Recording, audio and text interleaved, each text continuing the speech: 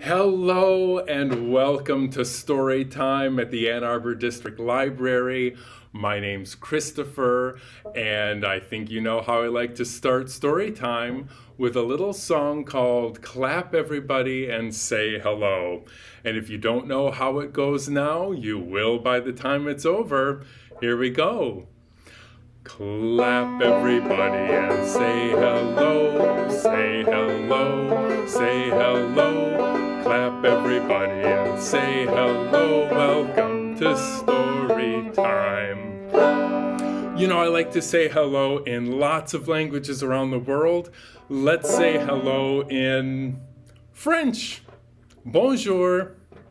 Clap everybody and say bonjour, say bonjour, say bonjour. Clap everybody and say bonjour, welcome to story time. I think we've got time for one more. Let's say hello in Spanish. Hola. Clap everybody and say hola, say hola, say hola. Clap everybody and say hola, welcome to story time. Well, let's see what our stories are going to be about today. All of our there we go. All of our stories have something to do with a word that begins with the letter F. Do you know any words that start with F? Well, there's funicular. Funicular starts with F, and Frankenstein starts with F, and, I know a good one, Friends starts with F. Hi, Christopher. Hello, Evelyn. How you doing? Good. It's so good to see you. It's great to see you. Doing Storytime together. Hi, everybody. I'm Evelyn, and I am so excited to get to tell stories with Christopher today. And I think we should maybe do my opening too, which you have to have your hands. Though, did you remembered yours? Okay. I got them. All right. Let's go. We start by getting our rhythm going. Ready? Okay, like this.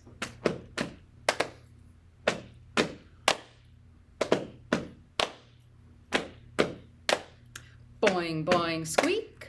Boing, boing, squeak. There's a story in my house. It's been about a week. I don't know where it came from. I don't know where it's been. I don't know. Where did it go? I want to hear it again. I look to my left. I look to my right. I look all around. It's still out of sight. I look on the ground and over my head. Shh, there's something in my bed. Let's see what it is. I think it's going to be the same letter. F for frog or forever or friend. So we are going to start. I think our first story is one Christopher is going to tell. Right, and here we go. It is, where did my book go? Here it is. It's one of my favorites. It is Head, Body, Legs, retold by Juan Li Pei, and I think you're going to really enjoy it. So this story takes place a long, long time ago, way back when Head was all alone. It was just Head rolling around, and I think I lost Head's tongue. But all Head could do was roll around and eat whatever Head could find on the ground. Well, you know, that's not great for a diet. Just eating grass and sticks. And Head was getting really tired of it. And one day, Head had just curled up to go to sleep, and in the morning, Head woke up and realized there was a beautiful cherry tree right nearby, and Head thought, if only I could get some of those cherries, I would be so happy. But Head couldn't reach any of them. So Head thought, I've got an idea. I'm going to roll back up this hill and I'll get a head start, roll down the hill, and maybe conk.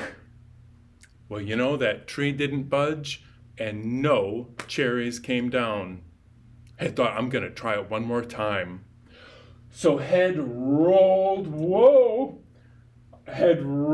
up the hill, got another start, rolled down, gathered speed, and conk. Oh, this was not the way. So Head looked up into the tree and saw some funny looking branches. And Head said, "Hey, why don't you come on down here and give me a hand?" And the branches said, "Who's that?" And Head said, "Oh, you don't have any eyes. Let's get together because I've got a great idea." So these branches popped down and attached themselves to Head, and Head said, "I'll be your eyes. Now reach up there and grab those berries." And Head said, "A little to the left." And those branches that were really arms reached up and grabbed those cherries. And Head was getting fuller and fuller and was so happy. Now, hey, what happens when you have a nice big meal like that? Sometimes you get a little bit sleepy, and that's just what happened to Head. So Head fell asleep. Well, something strange happened, even stranger than this story. Something came bouncing down the road and landed right on Head, and Head said, and this thing said, "What? I can't see anything or hear very well." And Head said, "Get off me!" And so this big thing jumped off, and Head said, "Hey, you know, I've got an idea.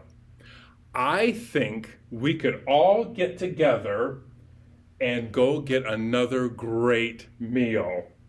Head said, "Because I have seen across the river, there's a wonderful mango tree."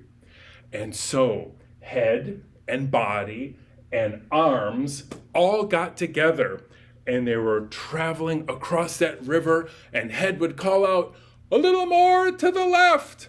And the left arm would paddle, or Head would say, "A little more to the right," and the right arm would paddle, and in that way they made it across the river. Well, there was a wonderful mango tree there, and Head said, "Oh, this is perfect." So they got up to the mango tree, and they tried to bounce up, but you know what? Those mangoes were still out of reach. And they spent all afternoon doing that. And finally, they realized that next to the mango tree were these funny looking things hanging out looking cool.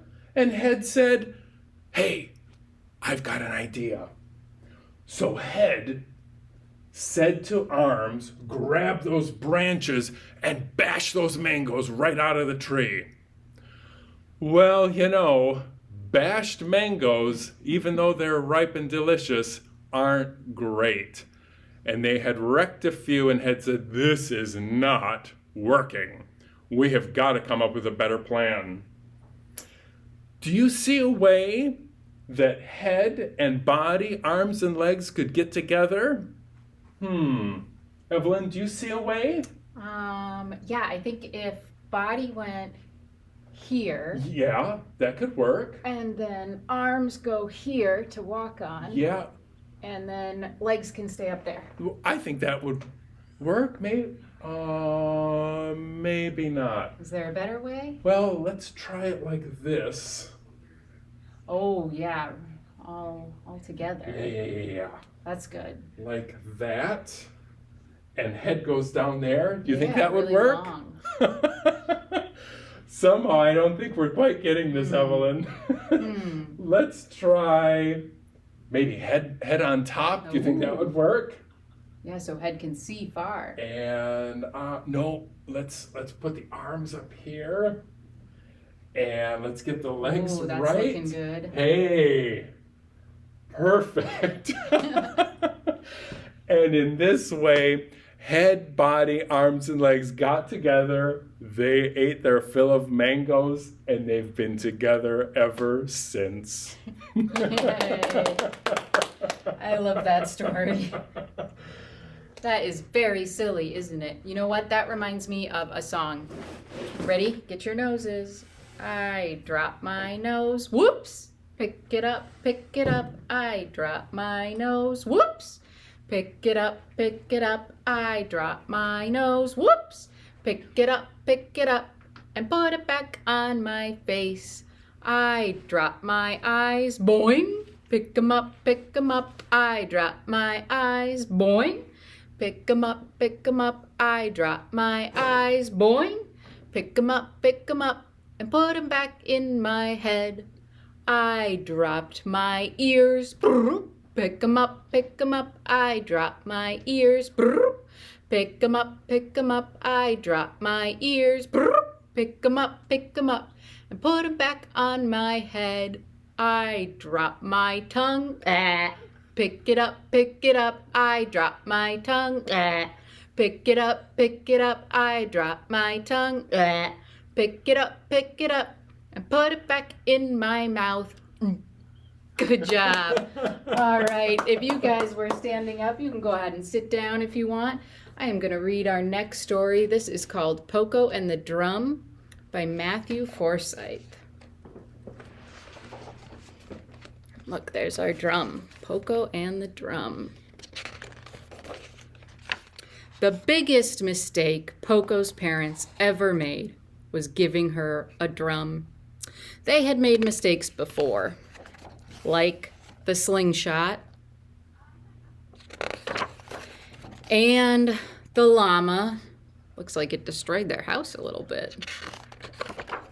And the balloon. Wah! But the drum was the biggest mistake. We shouldn't have given her that drum, said her father. What? Said her mother. The drum is too loud. I can't hear you. The drum was a big mistake, said her father. That sounds like a wonderful idea, said her mother, who still couldn't hear what he was saying. The next day, her father said, Poco, why don't you take your drum outside for a little while? But don't make too much noise. We're just a little frog family that lives in a mushroom, and we don't like drawing attention to ourselves. Poco agreed, and she set out as quietly as she could. It had just rained, and the forest was sparkling like an emerald. And it was very quiet. Too quiet. Poco started tapping on her drum just to keep herself company, but something stirred behind her. A raccoon playing a banjo started following her. That's the same instrument our friend Christopher plays. So Poco hit her drum louder. And then a rabbit playing a trumpet started following them. But Poco kept playing her drum. And then a wolf, who couldn't really play anything but was very happy to be near the music, joined in. And Poco still played her drum. But then the wolf ate the rabbit, and Poco stopped playing her drum and faced the wolf and said, "No more eating band members or you're out of the band." "I'm sorry," said the wolf, and he meant it. And then they all started playing again, and soon there was a crowd of animals playing instruments. Look at how many there are. And a crowd of animals following them and enjoying the music. and they were all following Poco.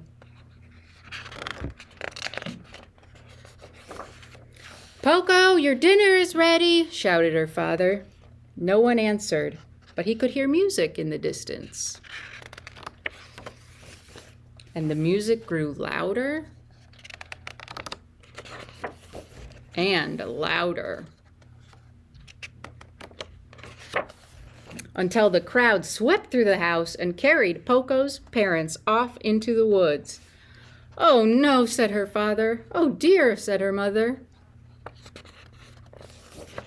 "I think that's Poco down in front," said her father. "And you know what?" "What?" said her mother, who was just getting to the best part of her book. "I think she's pretty good." And no one could hear what he was saying. But if they could, they all would have agreed. The end. All right, our next story that we're going to tell comes from this book called Gregory the Terrible Eater, and this is by Mitchell Charmant. Well, once upon a time, there was a goat named Gregory. Hello. Gregory was a pretty average goat. He liked to run, he loved to climb on things, and he loved to make noises. But Gregory did have a problem. He was a terrible eater. Every supper time was a disaster. His father would talk to him. "Gregory, how about a nice tin can?" I don't want to eat that. "Gregory, how about this prime corrugated cardboard?" Ew, that doesn't sound yummy either. I don't want to eat any of that. "Oh, Gregory, you're such a fussy eater." I don't think so. All I want to eat is stuff like vegetables, like some carrots, or maybe some fruit like bananas, or, how about some bread? That's what I want. "Oh, Gregory, now what kind of food is that?" It's just what I like. "Oh, it's revolting." Oh. Well, things got so bad that Gregory's parents decided that they needed to take him to see the doctor. So one day they traipsed up the mountain, up, all the way up to the top until they got to Dr. Ram. "Gregory is such a terrible eater." All I want is to eat things like fruits and vegetables that are good. I just don't like eating cardboard or trash. I've treated picky eaters before. I think I know how to solve this. Start with something simple and eat a little bit of it every day. In that way, you should be better and your diet will improve. All right. And they went back to their house. Well, that night for dinner, Gregory's father asked him what he would like to eat. Ice cream, my favorite. But Gregory, you have to eat the carton too. Okay. And so Gregory ate that ice cream and the carton. The next day, he said, "What about some spaghetti?" Well, you can have some spaghetti, but you have to eat the shoelaces as well. Oh, okay. And Gregory ate up those shoelaces along with his spaghetti. Well, Gregory had started to get a good appetite for lots of things, but soon they had another problem, and that problem was that Gregory couldn't stop eating. Things started to go missing, like his mother's toolbox or his father's best tie. Hey, has anyone seen my new tire repair kit? No? How about my 3-piece suit? Oh, no, I don't think so. Well, Gregory, you have improved your diet quite a bit, but I think You're starting to like too much.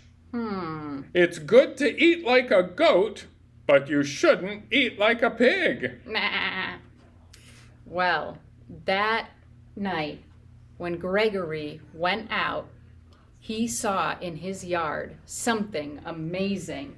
It was a huge pile of tires. Wow, said Gregory. What is that? It's your dinner. Said Gregory. And he ate up every last one of those tires.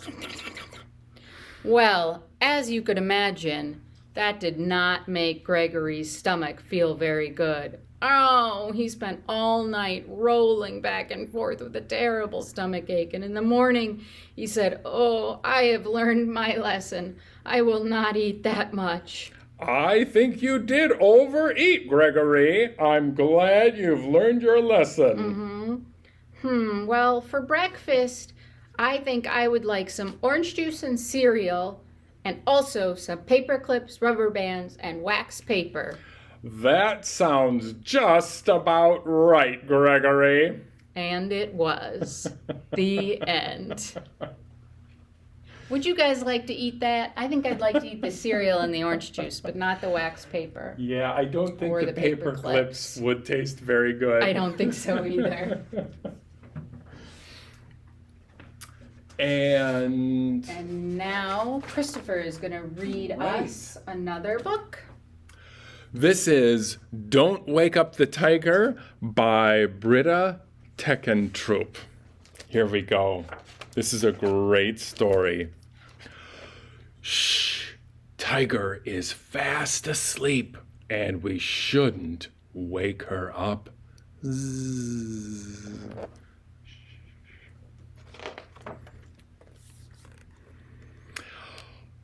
But she's in the way.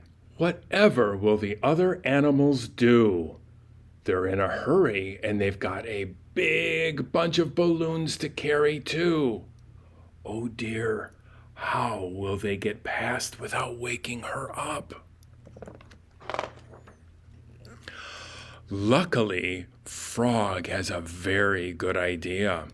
Frog is using his balloon to float over Tiger. Can you help make sure Tiger stays asleep? Let's pet her nose. That always works. Oh, good. Tiger is still sound asleep. Now it's Fox's turn. But look, Fox is too heavy for his balloon, and the balloon is dropping lower and lower. Blow! Blow as hard as you can.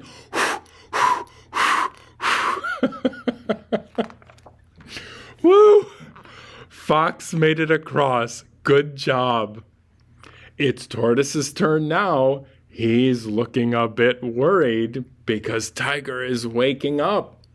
Let's pet Tiger's tummy. There, nice and gentle. That will help her sleep. Yay! Tortoise got across. He couldn't have done it without you. But now it's Mouse's turn, and she's shaking so much that she lets go of her balloon. Oh no! She's falling right onto Tiger's head. Quick, let's sing a lullaby, and you can rock the book too. Everyone knows that tigers love to be rocked to sleep. Whew! That was close, wasn't it? Stork is the last animal to cross. She can step over Tiger with her long legs, but be careful, Stork. Watch out for the balloon. Pop! I think Tiger's awake now. Oh dear, Tiger is wide awake. That means it's time for her surprise birthday party. Happy birthday, Tiger. Can you wish her a happy birthday too? Happy birthday.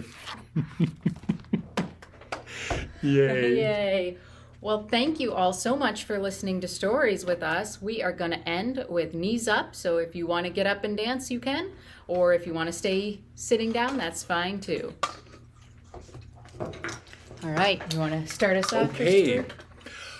There was a girl from France who didn't know how to dance. The only other thing that she could do was knees up, Mother Brown. Oh, knees up, Mother Brown. Knees up, Mother Brown. Knees up, never let the breeze up. Knees up, Mother Brown. Then sit back down. Gregory started to eat and discovered trash was a treat. The only other thing that he could do was knees up, Mother Brown. Oh, knees up, Mother Brown. Knees up, Mother Brown. Knees up, never let the breeze up. Knees up, Mother Brown. Sit back down. There was a teeny tiny man who loved to do handstands. Oh, I wonder if chicken I don't know. Do you think that? I don't think so today. Not very good handstands. He doesn't have any hands, so. Right. The only other thing that chicken could do was knees up, Mother Brown. Oh, knees up, Mother Brown. Knees up, Mother Brown.